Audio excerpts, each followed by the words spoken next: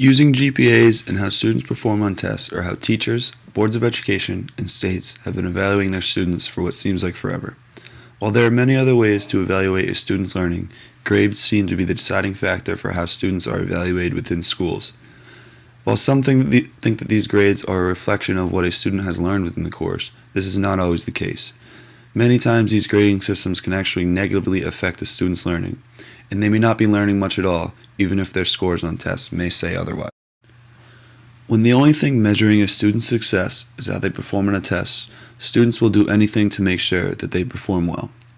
Because students know that the only place that they will have to apply this knowledge they gain is through testing, cheating is usually the result. Students within schools don't have to necessarily show their knowledge gained within the course, they just have to answer the questions right on the test. Also, with the amount of emphasis put on these tests, it puts a lot of pressure on the students, and they must perform well. Not all students perform well in displaying their knowledge effectively through the form of testing and are put at a disadvantage. These immense pressures push the students into cheating. CNN has reported that a national survey by Rutgers Management Education Center of 4,500 high school students found that 75% of them have engaged in serious cheating.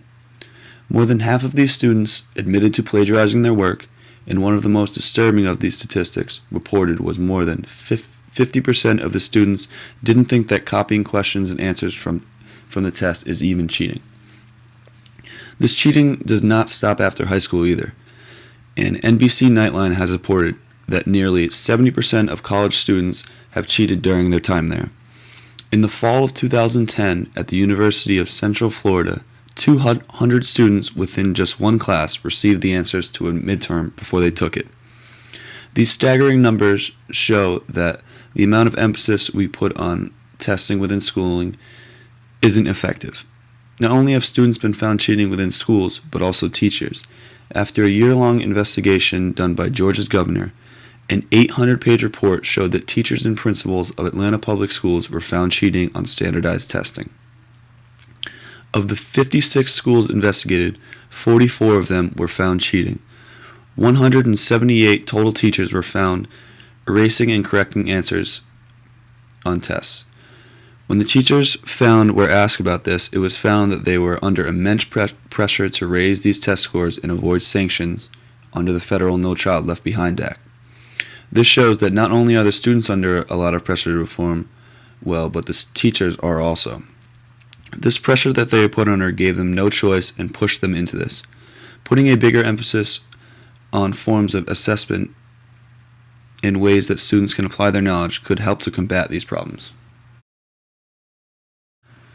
Cramming is many times the route that students take in order to perform well on tests. Studies have shown that nearly 50% of students cram for their exams. It is generally assumed that cramming for a test doesn't enable you to retain the knowledge effectively, and this might be true. But when taking a test, a student may only have to remember the material for an hour at most. This hour is the only assessment of their knowledge, and they won't need to know the material after that. That is why 5 different studies done from 1968 to 2001 have reported that cramming did not affect course grades negatively. With the emphasis of assessment put on testing, it gives the students no other option but to resort to this. I can remember many times within my own schooling that when a teacher was asked why we were learning a particular thing, that they would simply state that it was going to be in the test. Many times a teacher's job can depend on how their students perform in these tests administered by the state, so they are forced to spend a majority of their teaching focusing on just the material that the state has deemed the most important. Forcing these teachers to study to the test then takes away any form of creativity that they might try to use within their teaching, because they must rush through the material to make sure that their students are prepared for the upcoming tests the state will administer. Former Massachusetts Governor Michael Dukakis argues that we are way too test-happy these days. He believes that before students graduate from high school, we need to make sure that they are civically literate, and they need to understand how the system works. He raised the idea that students earlier on in their schooling should partake in an internship. I think that this would put students at a great advantage when entering the workforce. Through these internships, students would have the ability to see how different things they are interested in work and how to apply the knowledge gained within their schooling to these internships. This would prepare them much better for their lives outside of schooling, and they would be ready to contribute immediately after their schooling. In order to combat these problems within our educational system, we must look for new answers. We must realize that testing isn't always the answer, and that there are many other ways to assess a student's knowledge effectively.